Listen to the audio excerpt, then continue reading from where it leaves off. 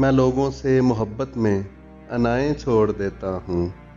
वफ़ाएं याद रखता हूँ, जफ़ाएं छोड़ देता हूँ।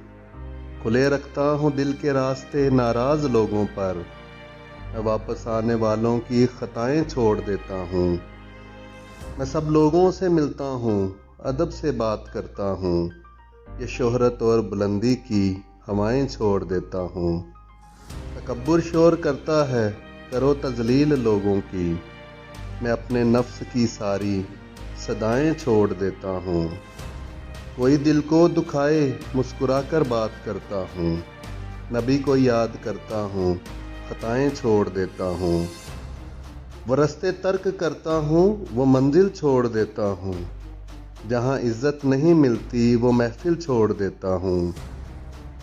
किनारों से अगर मेरी खुदी को ठेस पहुँचे तो भंवर में डूब जाता हूँ, वो साहिल छोड़ देता हूँ। मुझे मांगे हुए साए हमेशा डूब लगते हैं। मैं सूरज के गले पड़ता हूँ, बादल छोड़ देता हूँ। ताल्लुक यूं नहीं रखता, कभी रखा कभी छोड़ा। जिसे मैं छोड़ दूं फिर मुसलसल छोड़ देता हूँ। ताल्लुक तोड़ता हूँ तो मुकम्मल तोड़ देता हूँ। जिसे मैं छोड़ता हूँ तो मुकम्मल छोड़ देता हूँ।